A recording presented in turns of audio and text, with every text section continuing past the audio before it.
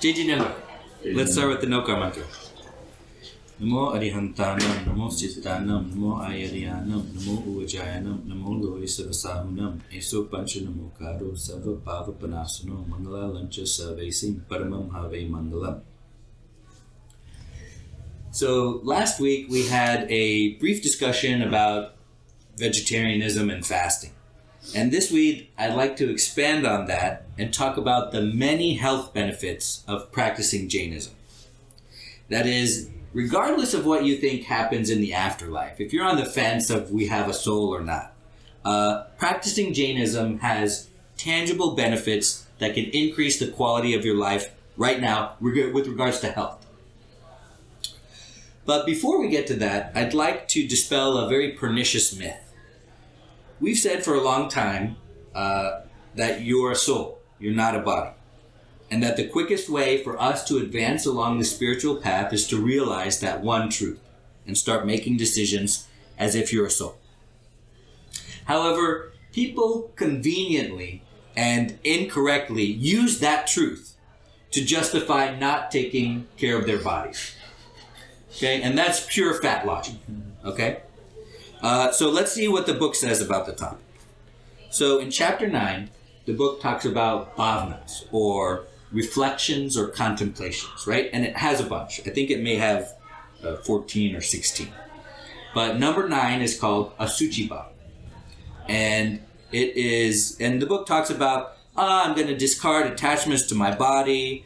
I'm going to engage in self-discipline.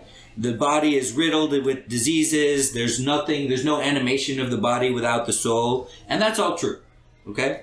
But then the book says, this is required to be done to mitigate our attachment to the body and not for cultivating hatred towards it, as is misunderstood by some. Come on in. We're talking about Jainism and health today. All the roads of sadhana, the roads to self-realization, are required to be traversed through the body. And it is this body which is the best vehicle to take us to the final destination. It is therefore necessary to take proper care of it and keep it properly nourished, healthy, and efficient so that it remains fit and an efficient vehicle to carry us safely on our spiritual journey.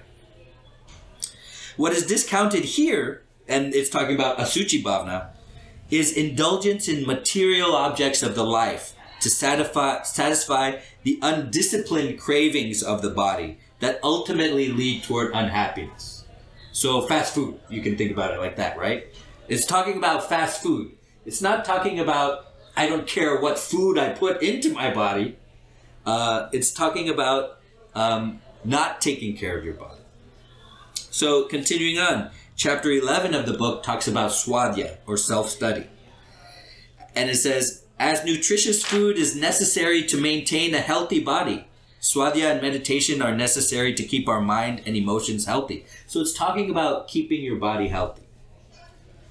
Chapter 12 is talking about dhyan, or meditation. It says, good health for good spiritual practice is desirable.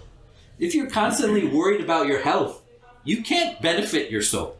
If you constantly are going to doctor's appointments and constantly in pain and constantly distracted, hey, come on in. Glad to have you. We're talking about Jainism and health today. If you're constantly worrying about your health, you can't practice nirjara. You can't practice samvara, right? You've got to maintain a healthy body. We're going on chapter 19, we're talking about nirjara and moksha. Hey, come on in. Hey. One of the concepts is rasa tyag, or limiting tasty food, right? The book says, putting limits to the tasty food, one eradicates the karma, and better health, lower risk of heart disease, and diabetes are the byproducts. Why is the book talking about being healthy if it's supposed to be you're not a body, right? You're a soul, you're not a body. Why is the book talking about maintaining your body and being healthy and lowering the risk of heart disease and diabetes? Like you mentioned, body is the vehicle, right, for the Atma to reach to, or to do swadhyaya, right? To do meditation or to bring enlightenment. Right. If the body is right, at the right state, then I think it helps towards getting to moksha. Right. And the reason we're spending so long on this myth is even learned people fall for this myth. You'll see like sadhus and sadhvis that don't take care of their bodies because they're like, oh, the soul is different from the body. And that's true because it's kind of like a half-truth. You know what a half-truth is? A half-truth is a lie wearing the clothes of the truth. Okay? So it seems right because it's wearing the clothes of the truth. The body is different from the soul, and we should worry about the soul. That's true. But you can't worry about your soul if your body's messed up. Okay, so questions or comments about that? I guess just a comment. The only time that happens is when someone decides to take Santaro. So they then decide not to take care of the body and... That's right. They limit their food because they are in preparation for their next life, right? So they limit their food and they limit their actions and they limit everything. That's correct. But it's not caring about the body. And it's certainly not using it as an excuse to not think about your soul, right? For sure. Other questions or comments? Thanks for coming. We're talking about Jainism and health today. We just dispelled the pernicious myth that we shouldn't work out. So if you've been working out because your soul is different from your body, I'm sorry. You got to hop back on the treadmill. Okay, so I used that word fat logic before. What is fat logic? Does anybody know? Fat logic are the lies we tell ourselves that keep us fat. Okay? I'll start out with one. Drinks don't have calories. People believe this because they want to believe it. So if you get a 1,500 calorie drink from Starbucks, it's okay because they don't have calories. Or somehow they go through your system more easily. Okay? That's fat logic. Anybody else have any examples of fat logic?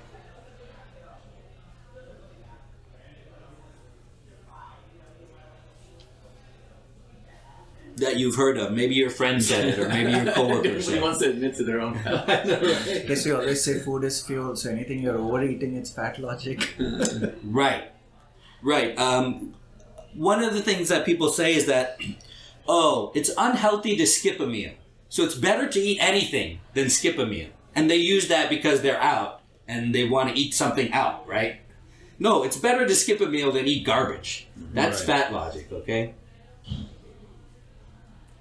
Other examples that you've seen people use. Home cooked food are more healthy. It doesn't matter like if you're eating fried food every day. Right. You use that as an excuse to make the things you love to eat at home. Oh, at least it's a home cooked meal. It's not like I'm eating, but it could be more unhealthy than eating out. That's right. How about this one? I'm thin, so I'm healthy. That one technically isn't fat logic, but many people, if you have the metabolism to eat anything and don't exercise and you stay thin, you just think you're healthy. But it's not true. Thanks for coming today. We're talking about Jainism and health.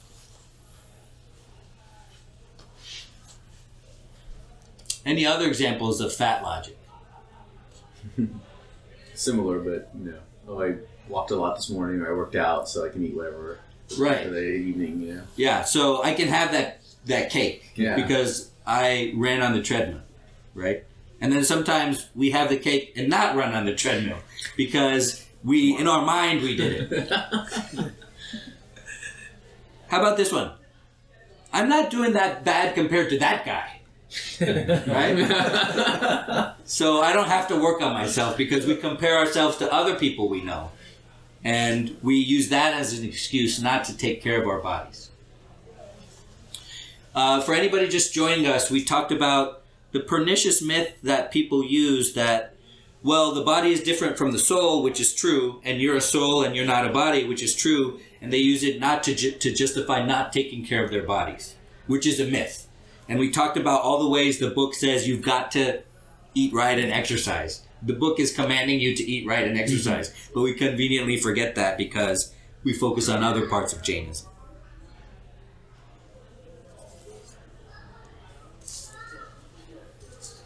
Well, what about Ayusha Karma? Who remembers what Ayusha karma is?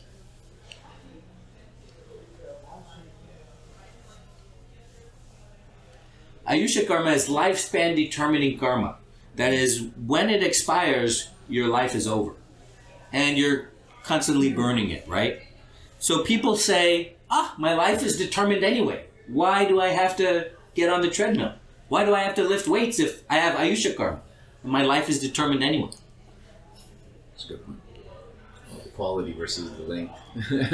Not a good point. It doesn't mean that you can not lift weights, because Jainism understands the concept of suicide. You can commit suicide, and in fact your Ayusha karma will rapidly burn up before it's supposed to. Okay? And when it expires, you will expire because you've committed suicide. Okay, so in that reason, it's not, karma in general is not destiny, except for particular karma, very particular karma, which you can't eradicate. So in the same reason, eating right and exercising doesn't run afoul of Ayusha karma. Just because you have Ayusha karma doesn't mean that you're guaranteed. If you have a heart attack, it might start expiring very soon, because of the results of your actions. What about karma in general? People say, I have karma. Whatever's going to happen will happen. Why do I need to worry about this? What happens to my body? Why do I need to take care of myself? Like you mentioned, it's quality of life, right? Quality of, let's say your Ayushban is 80 years. Are you going to live it healthy, or are you going to freaking suffer all the way? Right, yeah. And not worry, can't do any of the meditation or prayers. Right. Right, exactly. So should I ask you, so is overeating a karma? Absolutely, yeah. You're indulging in sensual pleasures. So, You're getting bad karma by overeating. so it's, if you, same thing, I think that's right. You may think that you can live whatever date is destiny. That's not true. If you continue that route, you're gonna die early. Right. And that's a misconception in general that people have. Like, karma means everything's predetermined. No, the whole point of karma is you can change your karma, right? You can burn off your karma and not get the results of your action, right? You can stop karma from binding to your soul by doing those things. The whole point of karma is that you take control of your life. Right. And people somehow misconstrue it as the exact opposite. That, it's determined. No, it's not determined. You determine your karma. And you can break the cycle of your karma.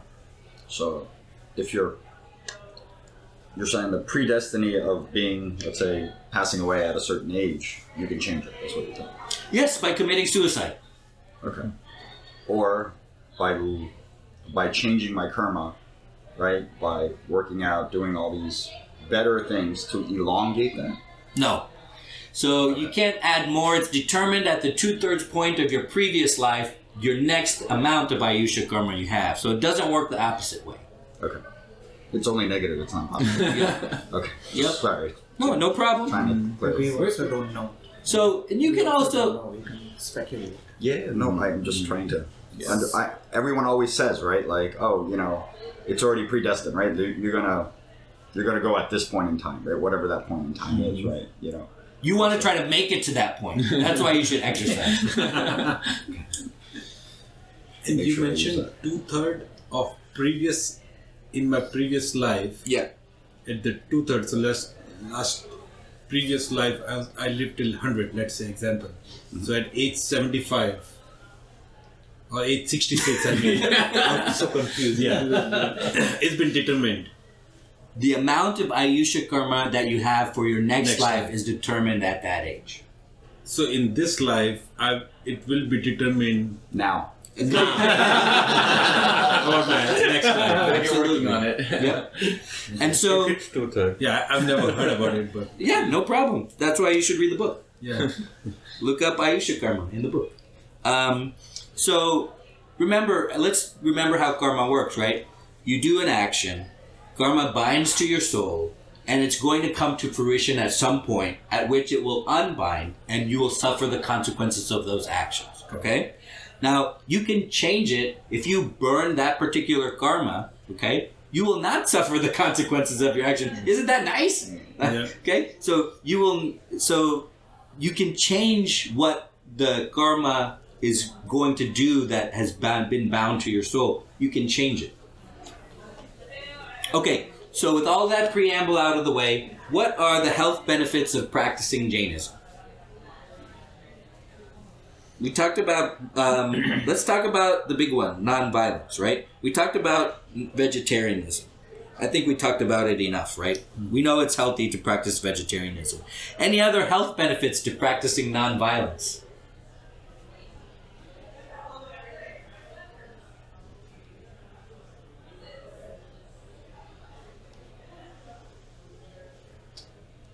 Are you talking about like not eating meat and then that causing extra cholesterol or whatever that is? Like, Yeah, we talked about that. I think we all know about the health benefits of being vegetarian. But what about practicing nonviolence? Are there any other health benefits aside from that? I think having a good health, calmer demeanor, no diseases like blood pressure, heart disease, things like that. So the positive health benefits. Yes, Neil says when you have low stress, you have a lower blood pressure. That's exactly right. How about if you don't get into violence, your quality of life stays the same because you don't injure yourself. You don't get into fights with other people, right? How about that? Okay, let's move to the next one, non-lying. Any health benefits? Stress to cover your lie. Right, right. You will have less stress if you don't lie. Right.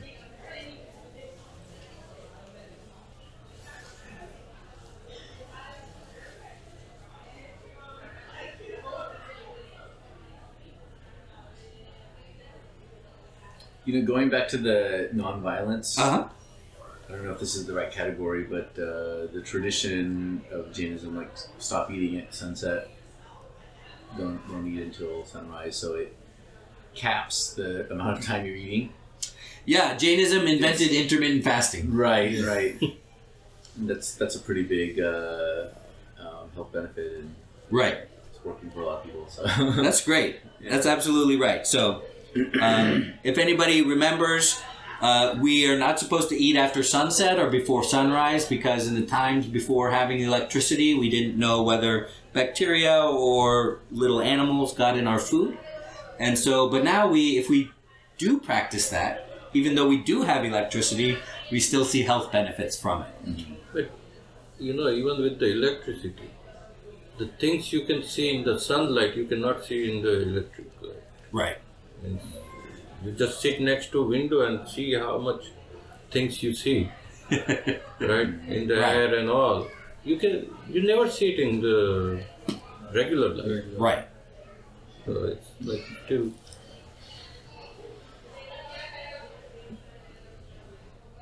How about non-stealing? These are our 5 vows, of course, that we're going through.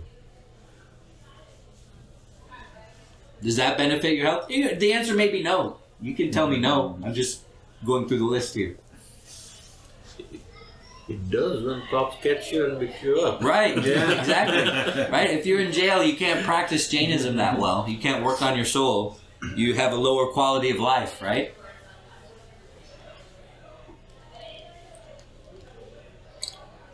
How about non-attachment? Does that have any health benefits? Yeah.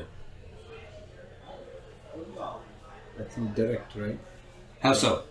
I like cakes and I'm attached to it. Right, attachment to food, very Attachment good. to Yeah, food, yeah, right? perfect.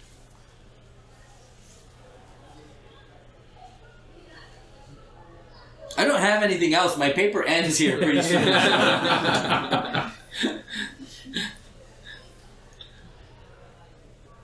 How about celibacy? Certain forms of celibacy. Does that help with our health? Certainly, the less sexual partners we have, the less chance we have to get an STD. The less romantic entanglements we have, the more likely we have to experience a better quality of life, right? Don't passion and jealousy come into play? And doesn't that decrease your health, especially if things get violent? You can be less attached. Can be non-lying. Say it again. Can be non-lying as well. It helps Right. you to practice non-lying. Certainly, all these things dovetail within each other.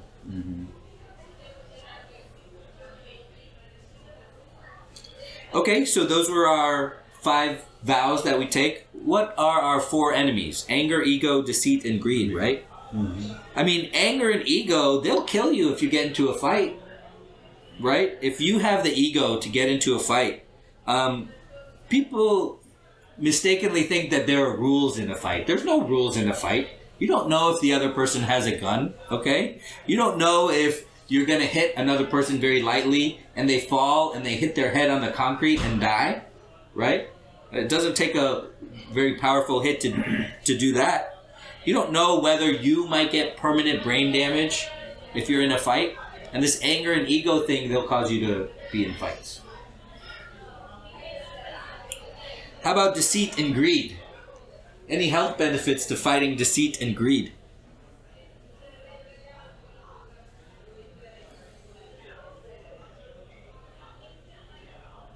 I think both of them create stress. So, Right. You will fall down a slippery slope of greed and deceit that I've seen many times, because guess what? The first 10 times you do it, nobody's going to catch you. Nobody's going to catch you. Okay? If you steal from your company, if you steal from somebody else, if you write a bad check, if you do this, the first 10, and then you start small, right? And then nobody catches you. And then you think, oh, I can do it a little bit more. And some people might think, oh, I would never do that. No, you will do that. Okay? Oh, I'll do it a little more. And then, the 17th time, well, somebody laid a trap for you by then. And you are going to fall into that hole. So, and that will, of course, decrease the quality of your life. And it has very many adverse health benefits.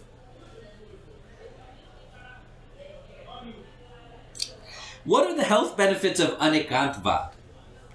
What's in it for me if I can put myself in another person's shoes?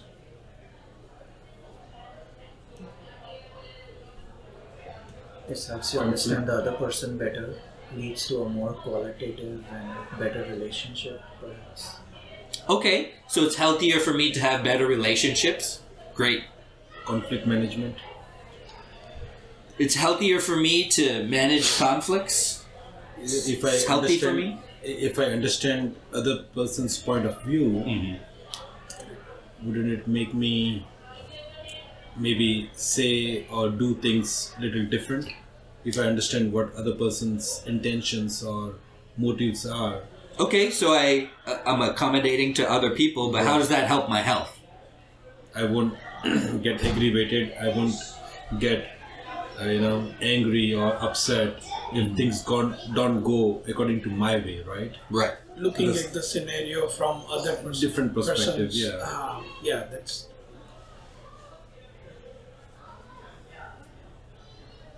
Questions or comments about any of that?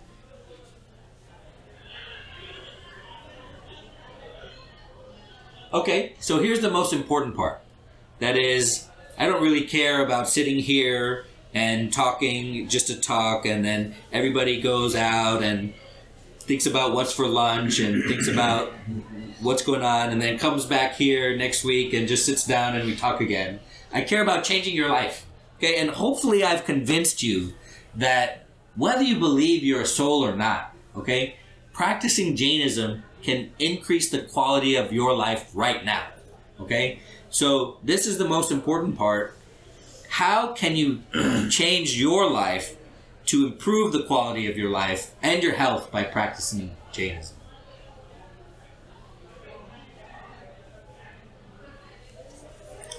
Can anybody do any of the things we talked about in their life?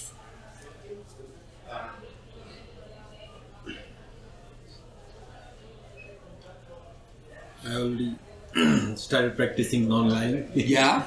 Tell me how that went. Went wonderful, Because the other week we talked about the power of silence, right? Right. And we talked about non-lying in particular. And you implemented that in your life. That's great. Yes. That's amazing. And all this time I knew I was lying, and I was lying for no reason. It was not benefiting me or the other person. It just came out so nicely that I started loving it, and I've been doing it for a long time. But now I realize, and small corrections. I did it 3 times. No, sorry, I did it 1 time. Right. So I don't mind now going back and even correcting myself ahead of it. Either it's my employees or my clients or whatever it is, right? And now I don't have to worry about covering it up or anything of that nature, right? Yeah. Because it was not benefiting or doing anything to anybody. Like, why am I doing this? Right. So now I had that awareness, but when we talked about it, like, dang, it makes perfect sense not to do it. Right. And by limiting your lying, you're making yourself a more congruent person, right? That is, the things you say are matching up to the things you do. And people see that. That's, in fact, what people look for mostly, is to know if you're a trustworthy person. Is if, like, you say, oh, I'll get that to you by tomorrow, and you actually get them to them by tomorrow. Like, that's important to people. It makes a difference if you break that promise and you get it to them the next day. Right? Then you're not as trustworthy, right? And so you're seeing tangible benefits. Well, how is it helping your life, though? You've said you've done all those things, and that's good. But how is it helping your life? Are you feeling better, or are people trusting you more, or you feel good about yourself? Or again, I think I feel good about myself. Trust was never an issue because that was not harming or benefiting anybody. But I just feel better. I don't know why. I don't have the answer. What is making it feel better? But it's just making it feel better, Well, I'll tell you why. You're not attracting bad karma to your soul. That's why you're feeling better. That's how it's helping your life. That's how it's helping the quality of your life. How do you handle on the receiving part of the lie? If somebody's lying to you, and he's lying to me, and you feel like, does he really think I don't understand this? Like, how do you handle that part of it? Right? well, that's your ego talking, right? No, it's not ego. It's like if somebody is making you stupid every time, so there is no ego. I know that he is cheating to me, and still I am taking whatever. Yeah. So then how do you handle this situation? Right, so the first step is to stop associating with known liars, right? Correct. So if you can. A lot of times you can't, right? Because you're at work or something, right? So you're at work and people lie to you and they perhaps make you look bad in front of the group, right? Yeah, or sometimes they just lie to you just because... Yeah, just for no reason, right? Yeah. I mean, there is a bit of ego involved. If you have a habitual liar, the guy's like, I couldn't get that to you because my computer shut down. I had to get it fixed. Next day, it's because my tire was blown. I got late to work. This thing. After a while, you're like, I don't trust this guy, right? So you can either take it as this guy think I'm an idiot. I'm not going to believe anything he says and tell him, or you just say, well, you're late. You get the consequences regardless of what the reason is, right? So I mean, you can. But certain things are not in your control, like business partners. Right. If some dispute comes, it's not overnight job that you are separated from the business. So still you have to handle the situation every day and night. Right. Anybody able to help in these situations? I think one of the most important part that we all lack is a clear communication. Sometimes situation like this, I understand. After a while, it's hard to take in, and just simply communicating helps too. Hey, come on in. I'm not stupid. I understand what you're doing, and this is what it is. I'm sure after a while they'll stop doing it because they understand that too, right? Like you can start and go ahead. Longer you wait, the things are going to get bigger and bigger and bigger liar, right? You start with like couple small ones, you let it slide, but then there has to be a point where you need to start communicating. Right. So you say you confront that person? Yeah, I mean, saying somebody like, I think you've been lying all this time is a tough thing to say, right? Because you don't know 100%. Yeah, I mean, you suspect, but you don't know, right? You need to have some kind of proof, or after. And it depends on who is the receiving other part too, right? Counterpart. Who is the counterpart who is lying to you also? Right, so you can't just go, if it's your friend, your peer, or if your relative or someone, that you can probably But if someone you cannot really say, what do you do then? It's just also have tough to tell your friend that he's lying. If they're making excuses over and over again why they can't do this, that, telling that guy, I'm calling you out, I think you're lying, is also tough because that destroys that relationship, whatever there may be, you know? But at that Or point, you makes need it to so. decide what do you want. Yeah. So in work related, right? You can't stop the relationship. So is it okay just to ignore it and document it? So for example, if you're a deadline, right? Hey, you said you were triggered and escalating or something like that. You just document it and just ignore it. Is that healthy? Certainly. That's the best way to handle it if that's possible. Remember what we talked about, what a lie is and when it's okay to lie. It's okay to lie if it prevents violence, right? And the classic example is, it's okay to lie to the hunter when he asks you which way the deer went, right? Because we have priorities, right? And our number one priority is nonviolence. And we know that violence is hurting people's feelings, right? So it's really scenario specific. And if you want a specific answer to a problem that you're having, we need to know the relationship between the person that's lying to you and you. You know, for example, in some employment situations, if it's somebody that's reporting to you, then the correct thing to do would be to take them aside and privately and tell them what's going on and allow them an opportunity to save face and then keep going. But you can't do that if it's your boss lying to you, right? And you can't do that if different people. So for particular situations, we need to know the outcomes, right? To see, well, is there going to be more suffering? Is there going to be, or is this something I can handle? Or if this is something I should even call out. If your friend's lying and he's just a liar and he's your friend and it doesn't matter, then why? Why would you call that person out? You wouldn't, right? So it really depends on that. Well, shouldn't as a friend you should tell your friend? That he's lying? It's okay with you, but it's not okay when they are doing with other people, right? No, you should not. Because your friend his soul will bear the consequences of his actions. And so if it's going to cause violence, you should not call your friend out on lying because you're not supposed to make them better people. What I've done is I've started associating myself. That's the best way, right? Don't associate with known liars. Right. And I would counsel anybody to do that. A lot of times that's very hard to do. Right. Neil says there are many health benefits to meditation. Yes, there are. To meditation and mindfulness, they will change your life, and there are many health benefits. We're talking about the health benefits of Jainism today.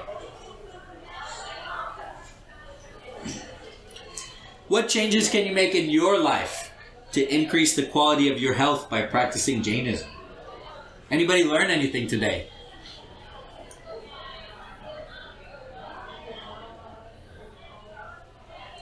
Anybody learn anything that they'd like to implement? Anybody having trouble in their life that they'd like the group's input on? So I have high cholesterol for a long time, and I'll claim myself for practicing my Jain principles. But I guess meditation is the only thing I can't seem to try so well. You know, we talked about this before, the app and everything, but it doesn't drop. My cholesterol is above 200 consistently.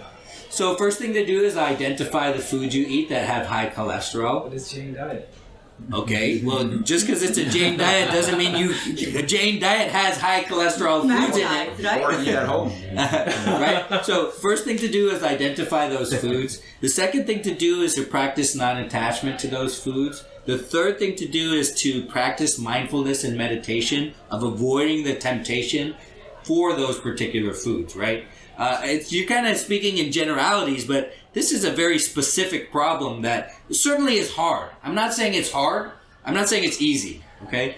It's hard to control your diet, and, I should know, right? But the roadmap is there, right? That is, you identify the foods, you work towards reducing or eliminating those from your diet, and hopefully that causes the numbers to go down. If your cholesterol doesn't go down, then you get on the exercise regimen, and those should, in 99% of cases, cause cholesterol to go down, right? I'm not trying to make light of your problem. You started talking about like meditation, but why did we start talking about that before we started talking about, well, let's write everything down and let's eliminate that from the diet and do that? Have we tried that? Pretty much outside of fried foods, completely, fried foods is the last thing. Yeah. Milk and all, dairy is almost 99%. That's great. And exercise I did try also. Yeah. 1 year. It's the high cholesterol and good HDL. But my overall still stayed high. Okay. When you cut out the dairy, your cholesterol didn't go down after a few years? I did the whole Good milk. oat milk base. Plant-based chia seeds, hemp seed, all that walnuts, extra. Yeah. Nothing's. Is it hereditary? Is it my fate? Right. Right. And So me and Ashish have the same, we're cousins, but we have the same elders that all had heart disease. Every single one of our shared relatives had heart disease, heart attack, bypass. But I also cut out the dairy and I'll basically vegan diet, and that actually brought my cholesterol down okay. substantially. But he knows that was a long time ago. Yeah, and I think somewhere garlic actually helps. So I don't. Okay, I don't eat that. Right. And someone actually, probably at one time, I think somebody in India suggested she brought a Garlic pills. yo. I smell it. I couldn't do it. I couldn't even try it. So, Right. yeah, Okay. he's good. How can we help Ashish? Maybe it's the garlic. Yeah. I think whatever you mentioned, right? I think he's already tried. Right. Yeah. He must have. Yeah. Now you have to accept your fate. I'm playing. How about cinnamon? What's that? Have you tried cinnamon? Raw cinnamon? I put it on my oatmeal when I used to do it, but not raw. Half a spoon every day. Half a spoon. Intermittent fasting. Too hot. I've been doing that Summer since is okay. pandemic. I mean, winter is okay. Oh, sorry. Easy meeting is okay. I'm sorry.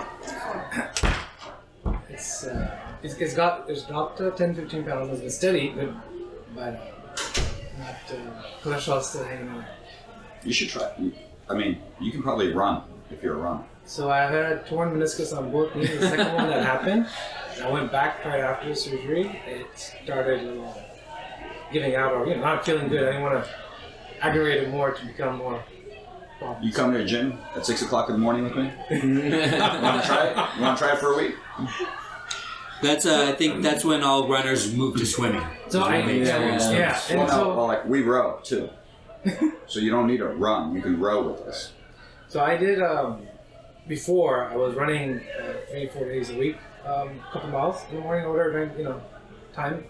And the HDL went up, so to your point, come to the gym. The HDL went up and my total cholesterol had really gone down. Listen, exercise is, well, I'm not the doctor. We got a doctor on the call here, but exercise is only a part Yes, of the whole only a thing, part. right? Like you can't go do one full on and then accept that, hey, I'm gonna eat whatever, right? Or say I'm eating whatever and I don't need to exercise because I'm fine, right? My body weight's fine or my mass is fine or whatever way you want to benchmark. And I don't know. I only saw the difference when I did both. And not like try it out. You gotta like sweat it out, right? Like to do that. Because when you go to if you ever go to physical therapy for your knee or any of that stuff, I mean, if you really do the physical therapy, that 45 minutes, you'll sweat more than you do in the gym. That's what they want you to do. That's how they really figure out whether you're really doing it right. But I would say you show up 6 o'clock, 6:05 every day for a week. Why morning and not in the afternoon?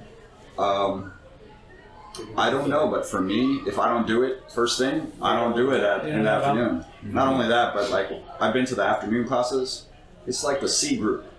The guys that want to just check in that, hey, I just showed up to come to the gym, not to really run, or like push themselves. That's just me.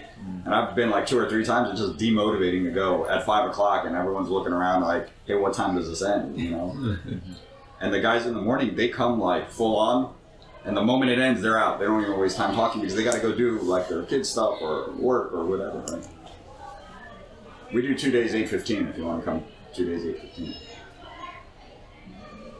Other ways we can help Ashish. Stop eating those vegan cakes that your wife makes. I hardly touch any of that. I indulge maybe in Oreos occasionally or something. But it's literally all that stuff has been reduced. Try to find, my last thing is really any fried, like nasto, right? Right. You occasionally, once a week, maybe indulge in those stuff, but it's like, well, what else is there left besides eating raw vegetables and salad every day, which I don't know if that could be my last and least option. Right. Food is fuel kind of concept. Like you can't eat masala, you know? Yeah, just don't make. You know what I found is that's the whole reason we do some of the fasting. One of the epiphanies we have when we do fasting is how much of our life revolves around food, right? Around thinking about what to make for dinner, around getting there, around arranging something with friends, around doing that. And when you fast, you see those people and they're like aliens, right? Like they're like addicted to food, right? You see oh, that used to be me. I was addicted. That used to be me 2 days ago before I started fasting, right? And so, yeah, so that might be one of the things you want to do is to just reframe your whole mindset around food to be more like what we think about when we fast is like, I just don't care about it at all. There's this app called Lose It. It allows you to barcode scan every single product you use during the day. I mean, you can scan a cockroach thing and it'll pull, it actually what it does is it pulls the nutritional value from that barcode. And let's say it's not there, you can add it once and it'll add to everyone that's on the app, which is really cool. So you can do Rotely, you can type Rotely and it'll say 6 inch, 8 inch, it'll tell you like how big. And then it'll give you a calorie count and a cholesterol count and a carb count, right? So I think that part of it is understanding what you're eating, right? Because we think, oh, we're just gonna have a little bit of nasta, but like some of that nasta is not only fried, it has a bunch of sugar, you know? So like you gotta figure out like what the right amount is, not telling you not to eat it, just limit the amount. And like, if you read the packaging, it's also very confusing because there's no standardization to it. It has like, some people will do it in pieces, 1 piece kakra. Well, there's 10, then there's 10 in the thing. Or they'll say the whole pack has this. Yeah. So you got to go figure that out, right? Or it'll say, the Indian ones say like, how many grams? It's like, how the hell would you ever know like how many grams like this weighs up to, right? Mm-hmm. But I think it would help in understanding food. The Indian ones say energy. Yeah. But the serving size is very wrong too. The serving size they have, it's like it's like 2 bites. Even the bale one is like 40. And it's like this much bale. It's like how 40 people gonna eat out of that? And if you get the khakra from India, it's so paper thin, you can't even compare it all the nutrition. Yeah, but like each one has a nutrition value, right? But then you do like a general, right? Like MyFitnessPal is also another app that does the same thing. Yeah, but like once you scan this, like it works. You can pick any product. Like go down an aisle and pick a product and scan. It'll tell you exactly what it is. Then you'll be able to limit yourself to eating that because now you know, right, of what it is. Other changes you can make in your life by practicing Jainism.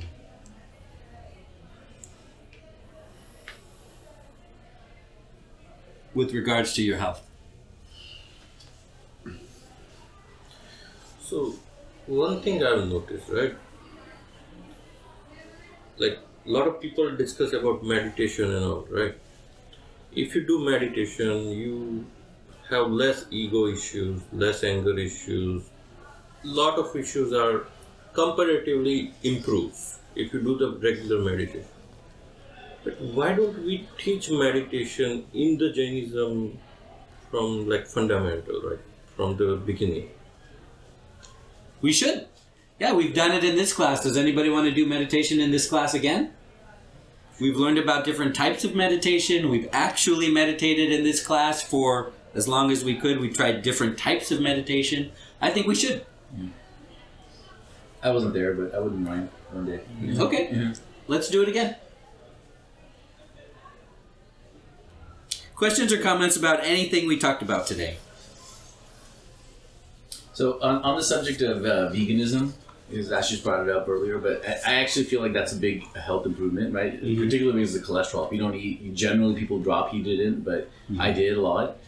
I originally cut out the dairy and the eggs because of just kind of more jiddeya philosophical reasons, but the side effect was that. I think it's a good good goal for people to try. I know the Jain Center in California, where I used to live, They made the Jain Center 100% vegan about 4 or 5 years ago. I can't remember what it was, and it was a big shock. Like, a lot of people were like, "This is how we're going to do this?" You know, with curry and these sweets and everything, and they were basically able to create the same menus, virtually the same for almost everything in a vegan environment. It was pretty neat. So. Yes, that is the next step for all of us. That is the next step on our spiritual path. That's one way we can get those health benefits by practicing Jainism. I've encouraged this Jain Center to go vegan. There was a lot of pushback. As you mentioned, there was shock. There's going to be even more shock here. There's a problem with the ghee here. We like to use ghee in a lot of our cooking. And so we were thinking of alternatives to that. And so because of that, I didn't push too hard. You know, but maybe it's time for another push, and maybe that can be one of our things when on Mother's Day, it's coming up in May, if we want to sponsor a lunch, and then we can sponsor a vegan lunch to show people that, hey, a vegan diet, a vegan Jain diet is just as good as the diet you're practicing now. We could definitely do that. I think we have to do a better job in teaching people how to cook vegan. Right. Yeah, like It's one thing to go and eat vegan. There's another thing to go consistently do that without understanding how, because people don't know how to do it. I mean, it's clear, right? You don't spend the time to learn unless you're like my wife is not vegan, but she's learned how to make everything alternative because she's like, well, you know, when I'm gonna do curry, how am I gonna, you know, Samir's just gonna eat the bhat, right? So then she's figured it out. And things have gotten actually quite a bit easier because you can get vegan dahi, for example, that's virtually the same flavor as regular dahi, and that was a game changer for me. It's just like it's not necessarily healthy, but you know, it's at least it doesn't have the dairy in it, you know. So. Yeah, I mean, one of the things we talked about, right, when we did that previously, our sponsored lunch was a vegan cookbook, right, a Jain vegan cookbook, and I think we batted around that idea a couple times, and we looked online and found some there. Other questions or comments? I think knowing the alternatives, like you mentioned, you know, a lot of people, I don't know the alternative of regular dahi. You gotta figure it out. mentioned, wow. It's just like even like forget even cooking, like even like product listing names of products or where to buy it or what have you is like another facet of it, you know. And there are some products that actually taste better than others, you know, whether that's vegan cheese or yogurt or what have you. Right? Even like gluten free, the same, you know. Thank you very much for your time with this week. I really appreciate that. Thanks, Tim. Thank you. Thank you.